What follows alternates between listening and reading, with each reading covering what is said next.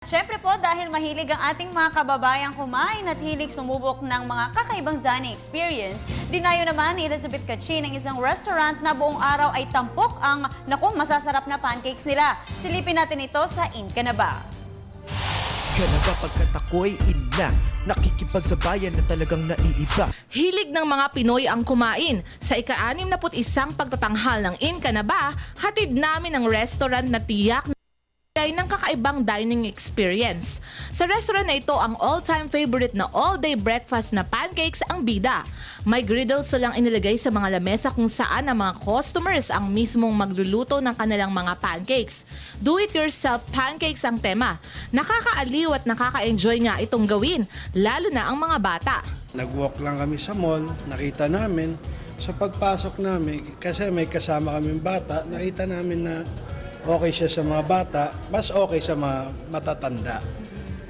Tsaka nakita ho namin na pwede kang magluto, para interesting ho siya. I like the food here. Our diners are most welcome to mapumunta dito para magluto ng sarili ng pancake however they want it. Kahit paano nila gustong gawin.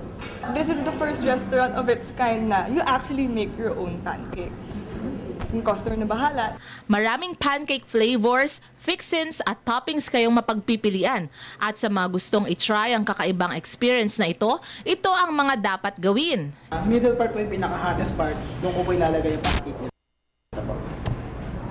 Buttermilk po yung pinili ko. Bali, once na magbabalat na po siya, pwede na po natin ilagay yung chocolate chips or yung blueberry po. Mamimili na po tayo sa dalawa or pwede rin po sabay.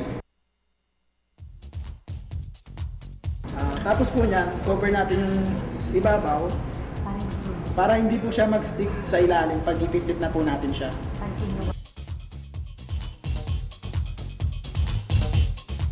We need to check every side of the pancake kung pwede na po siyang i-flip. Pag ipiplit natin siya, medyo ibisan na po natin ng konti para hindi po siya mag-deform. Ganito po. Yung exist pa pwede natin ipasok para magnanaputin yan. Pero anong sikreto para mag-igla?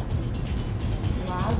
Apo. Bali, reminders na lang po para sa mga kumakain ng pancake. Avoid tapping ng the pancake na lang po just like this. Huwag po natin siyang itatap ng ganito. Para yung flappiness po niya, nandun pa rin po. Kaya't makiin na kayo. Bukod sa pancakes, din nila na dapat nyong itry ang kanilang French toast, rice plates, country fried bacon at southern fried chicken tenders. Talagang nakakatuwa ang experience na ito.